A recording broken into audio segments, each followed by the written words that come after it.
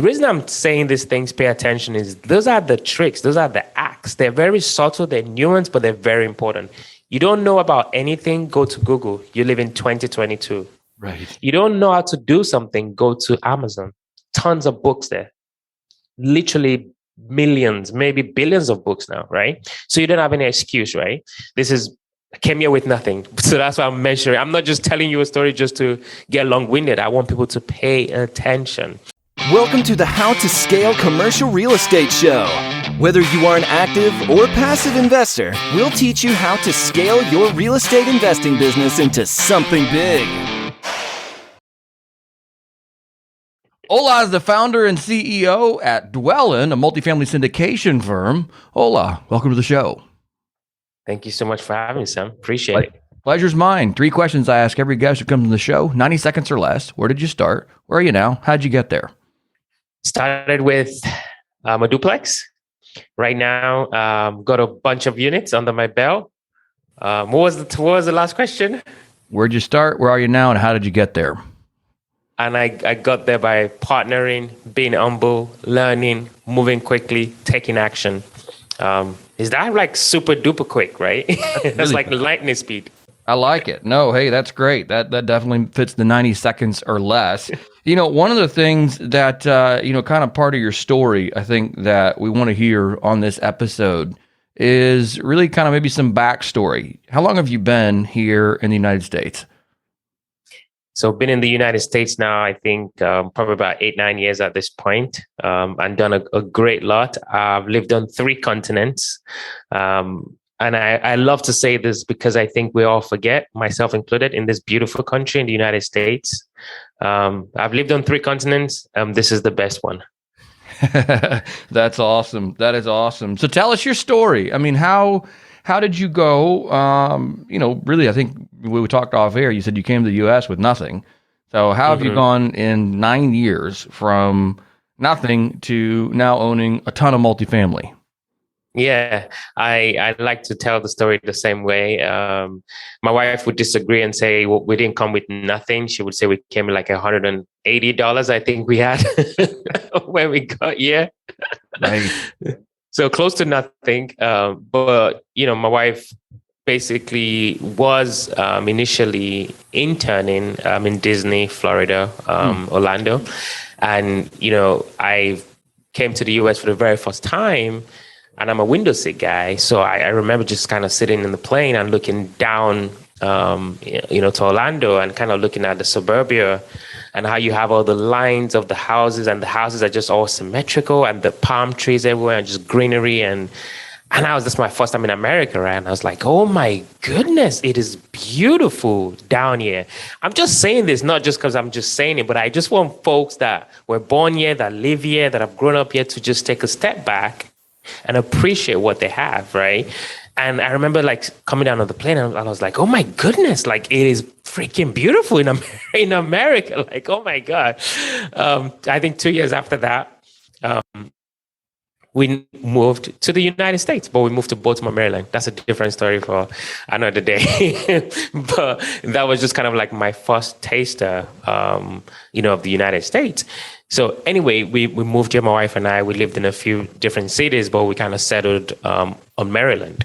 And I remember shortly thereafter that, my wife got a job, then I got a job, and then, got plugged into the American dream, which is fantastic. If you don't believe me, try some other places where I've lived. You will believe me pretty quickly. It was a great dream. We had jobs. My wife had a job, and she had a job.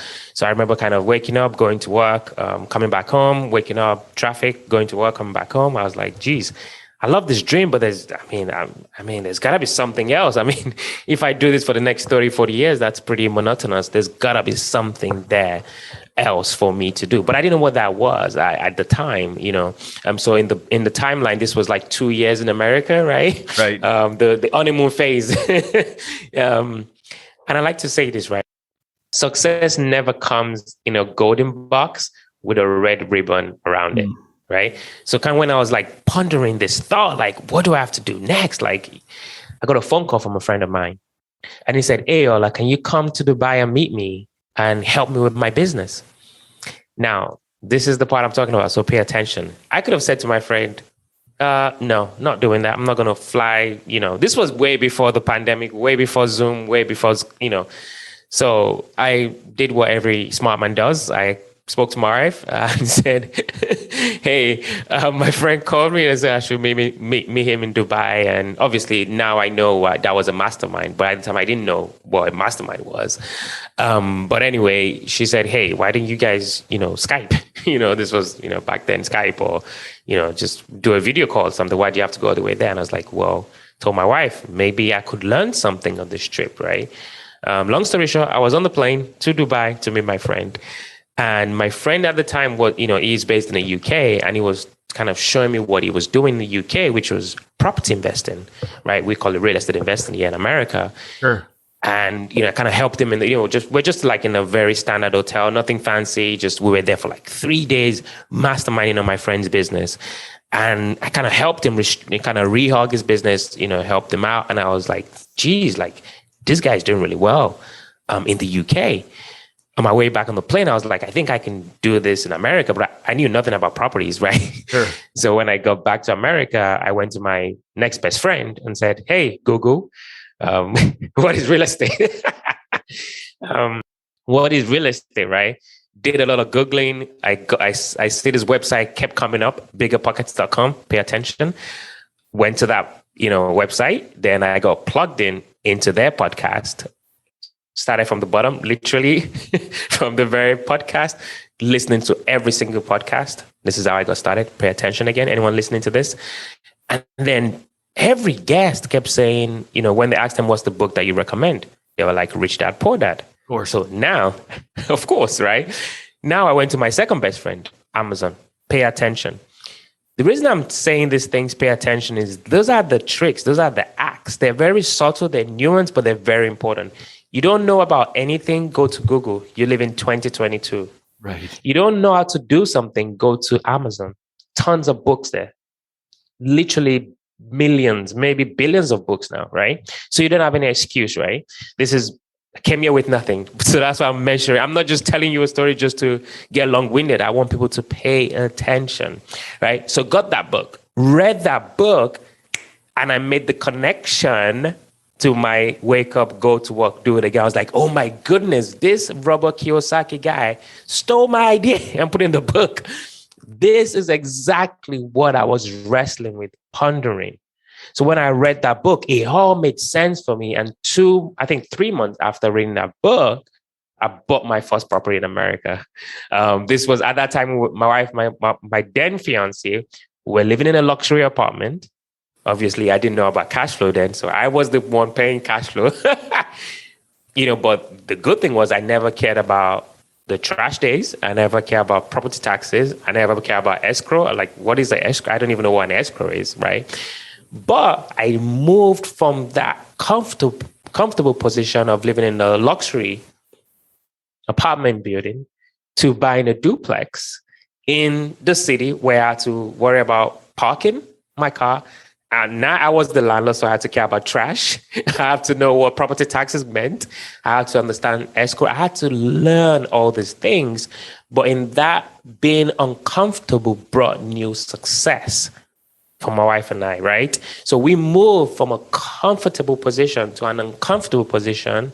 But the magic and beauty in being uncomfortable is the world starts to unveil itself in new ways that you never ever imagined, right?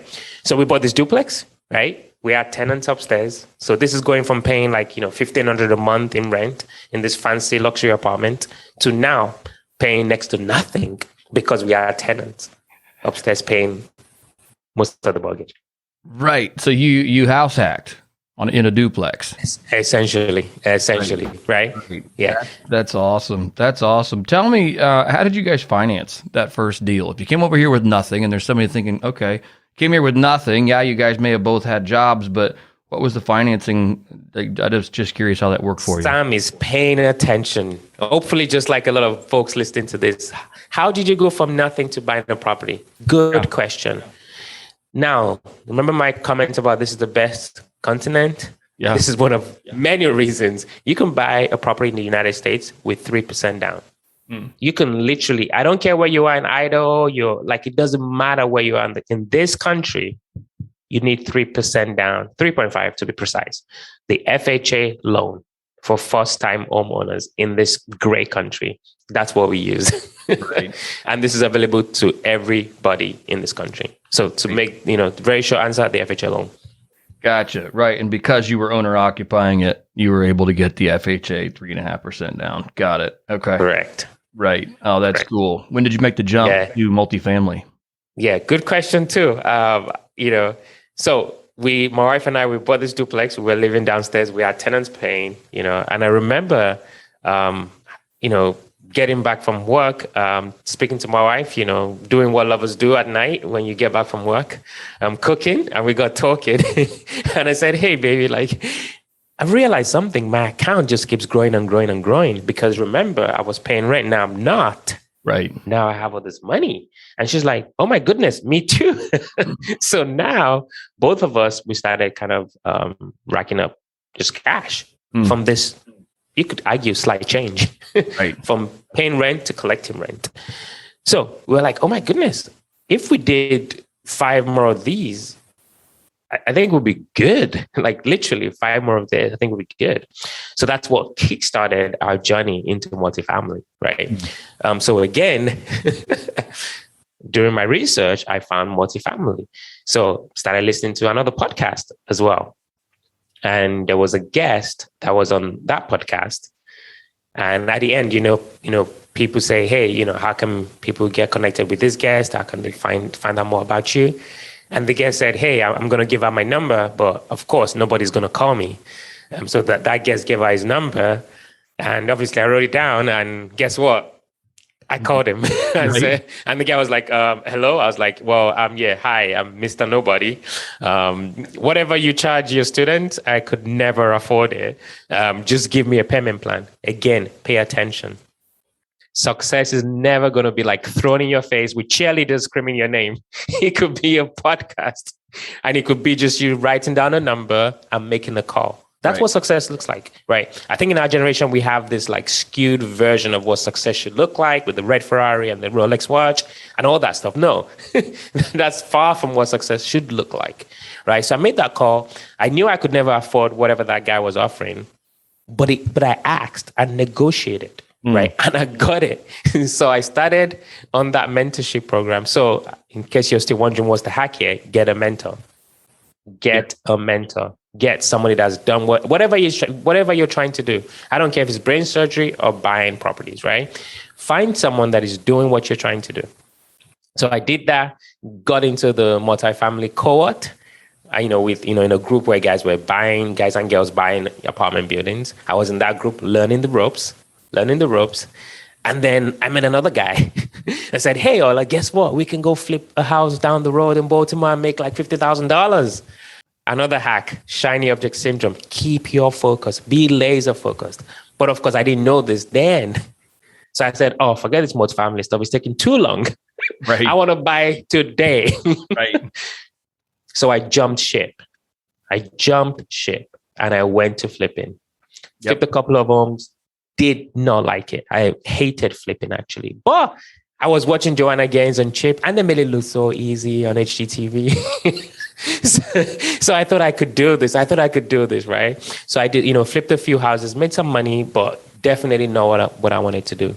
But this is one of my favorite quotes. In life, there's always a price to pay. And there are never, ever any discounts. You're going to have to pay the full price, which I did. Because when I went flipping, yes, I made some money, but by the time I go back with my cohort, when I went back to multifamily and my group, guys that started, with me and girls that were already buying 100 unit apartment building, they were buying 150 unit apartment. I was like, oh my goodness, I was covered in dust trying to flip this tiny house in Baltimore. And, I lost a year or 2 just because of that shiny object syndrome. So for anybody listening to this, make sure when you choose your path, keep going on that path until you succeed before you start to consider other paths. Make sure you succeed. Success looks like closing a deal, buying a deal, going through a full circle on that deal before you start jumping, right? But I was able to redeem myself, even though I did lose some years, by partnering, another act, right? This is not buying multifamily, multi-million-dollar assets in America or anywhere in the world. It's not a one-man show. Okay, you need a team of partners, attorneys, title folks, brokers, lenders. It's just like it's just no child's play. This is like serious business. Okay, so I had to partner with people that were doing it right by helping them on a deal, and that's how I got into my first multifamily deal. That's awesome. Yeah, I love what you the choose your path and don't stray from it idea. There's a book I'm reading. I should say I just finished reading called The 4 Disciplines of Execution. And it is the one thing they say that entrepreneurs, no matter where you are in their journey, that they all have struggled with is focus. And they said the most successful people focus and they just stay in their lane and they don't wander out of it. And it's something that I'm completely guilty of. And I think a lot of us are, where it's like, oh, hey, but we can do this and we can do that. And then the next thing you know, I heard somebody say, and I don't know where they picked it up, but he who chases 2 rabbits catches none. And exactly. Right. It's like, okay, we're going to have to really, really dial. And there comes a time, I think, in our businesses where once the people and the processes and the systems are operating without our input, maybe then you could silo and build a different channel of business. But until that one is functioning, as a machine without your input, it's probably not time to add a second part of the part or second iteration of your business. So that's really, really cool. What's your business look like today? Yes, so we're growing. We bought about 200 units last year. This year, 2022, for those who might be listening to this in the future, we're looking to buy 600 units. We currently have a deal on the contract. So I was just telling Sam before you hit record, that's keeping me super busy. Yeah. The goal here isn't just the senseless accumulation of wealth. I think I like to mention that because I remember listening to podcasts when I was coming up, and you hear some guests and they're quite repulsive, might be a strong word. But this is not just get money without really senselessly understanding what you're trying to do. So for us at Dwellynn, that's really huge for us. We're just not trying to just buy stuff and units and assets just for buying sake. And we're being really strategic and being mindful of our impact on those who touch. We touch constantly every day. I like to mention that. No, absolutely. Yeah, there has to be. I'm all for the accumulation of wealth, right? But it needs to be done strategically and for a reason. I mean, otherwise, I think if you accumulate wealth for wealth's sake, it's pretty empty. So yes, that's really, really cool. You guys are working on Dwellynn's One House Pledge. Can you tell me about that? Yeah, definitely. That's a fantastic segue. One of the biggest, things that I feel like, got us placed on our hearts here, my wife and I and the team at Dwellynn, is to, donate a house mortgage free to a family somewhere in the world. Hopefully, the first project will be somewhere in America. Of course, people go, "Oh my goodness, how the heck do you do that?" That's why it's a pledge. We don't know exactly how yet, but we're striving to make sure that we can do that mindfully. Of course, again, this is not going to be a $1 million mansion somewhere in Calabasas in California, obviously. Right. But that's kind of something that we're trying to achieve. Is to give a house mortgage free. That's really, really cool. I look forward to following you on that. Tell us about, multifamily, we have this discussion a lot. It's a tough time right now to find opportunities that pencil. And if you guys are looking to buy 600 units, what do you feel like your strategy is that gives you an edge over everybody else that's out there buying right now? Because being conservative, 100%, that's not a massive competitive edge. Right. Of course, if for any of those who are in multifamily, but that's kind of the number one thing because of the current climate.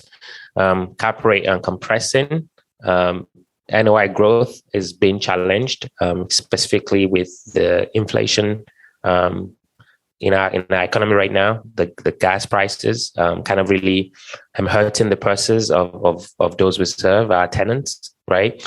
So really being aware of what's going on in the market. So I think another way that we've been different is really working our relationships in the market, getting super focused with our brokers with exactly what we're looking for, the kind of returns that the equity that we're deploying is looking for, trying to get the off markets from a seller that is not just trying to squeeze a deal. I read a book, one of the richest like is a billionaire, Jorge Perez, real estate developer in Miami. And he started with nothing too. And he said something, he's like, in the deal, it leaves money on the table, right? It leaves money on the table. Now, for anybody who has been in business, Sam, myself, at first thought, you're like, what the heck does that mean? Like, why would you do that? Sounds stupid. But what he was basically saying is you leave money on the table because you're not trying to squeeze a deal just to squeeze a deal's sake, right? Because when you do that, it's karma. I believe in this stuff, right? Because when you try to squeeze a deal as a seller, trying to sell a deal and squeeze everything, that you might end up buying a deal that is not good for you and your investors too. So that's kind of our philosophy. We're not trying to squeeze every deal as a seller and as a buyer. So that's some of the things that are different about my group, my team, and my partners. I love it. Yeah, that's that kind of goes back to the don't get rich for riches sake philosophy. It's like, hey, we're and all that kind of ties into an ethos that goes, okay, we're not squeezing deals, we're not squeezing sellers, we're not squeezing as a buyer. We're not squeezing tenants. Not squeezing tenants. It is, but you're still being focused or profit minded. I mean, you have to be. We are extremely profit minded. I can guarantee you that.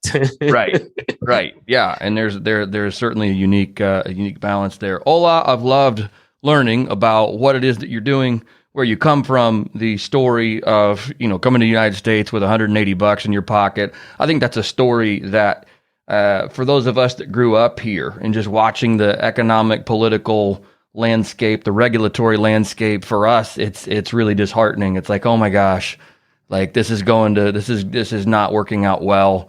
And then the rest of the world comes over and is like, hey, you have no idea what it's like. This is like gold on the streets. On the streets, right. And so yeah, that's it's always refreshing to hear that the American dream is still alive and can still be carried out by people coming over and making it happen. So thanks for sharing all your story with us today, how you guys are finding deals, discomfort, your advice on choosing paths, finding a mentor, and just staying focused. So yeah, certainly love it. If our listeners want to get in touch with you or learn more about you, what is the best way to do that? Yeah, thank you so much, Sam. If you're watching this on YouTube, it's right there, should I say. Investwithola.com. That's investwithola, OLA.com. That will redirect you to the Dwellynn website. And yeah, if you're also on Instagram, as much as I feel like I am lately, hit me up on Instagram, Ola Dantis. There's just one of me. You can never miss me.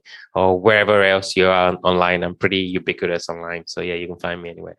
Awesome. Yeah, we'll make sure we include all that information there in the show notes. Ola, thanks again for your time today. Certainly appreciate it. Appreciate you. Thank you so much, Sam.